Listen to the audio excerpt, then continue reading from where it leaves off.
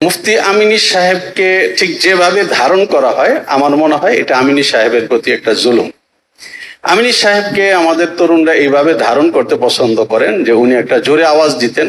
আমি যদি ঠিক ওই টাইপের একটা আওয়াজ দিতে পারি তাহলে আমার এলাকার কমপক্ষে মুফতি আমিনী, আর ওই আওয়াজটাই যদি আমি পল্টনে দিতে পারি তাহলে রাষ্ট্রীয় মুফতি আমিনী।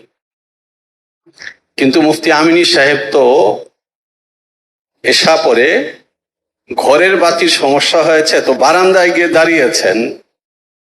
হাফিজ হুজুর রাহিমাহুল্লাহ তাআলা দেখে গেছেন যাওয়ার সময়। আবার যখন ফজরের সময় যাচ্ছেন তখনও দেখছেন কিতাব হাতে বারান্দায় ওইভাবেই দাঁড়ানো। তো জিজ্ঞেস করেছেন যে ফজল হক, তুমি ঘুমাও নেই? তো উনি বলেছেন যে হুজুর এই তো নামাজ হলো, মানে এশা হলো, ঘুমাবো।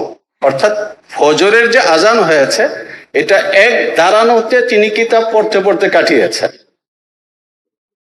আকাবির কা তরিকা মুতালা আমিনী সাহেবকে ভালোবাসে, আমাদের পড়া নাই। মুফতি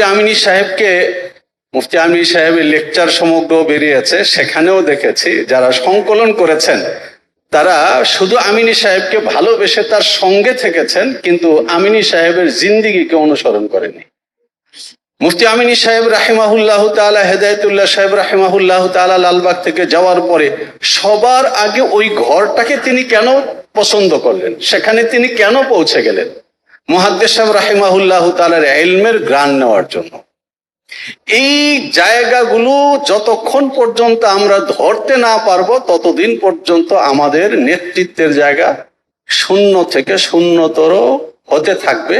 এবং যেটা আমরা আফসোস করি যে আমাদেরকে অন্যরা মাঠে ব্যবহার করে চলে যায়।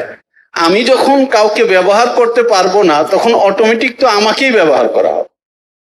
আবার ব্যবহার করতে পারার জন্য এই সময় আমাকে একেবারে হুজ্জাতুল্লাহিল বালেগা থেকে শুরু করে, আমরা তরজমায়ে কোরআন পড়ি, হযরত থানভী রাহিমাহুল্লাহ তাআলার হাসিয়াটা আসাতিজায়ে কেরাম বলেন, কিন্তু আমরা জীবনে উল্টে দেখি না।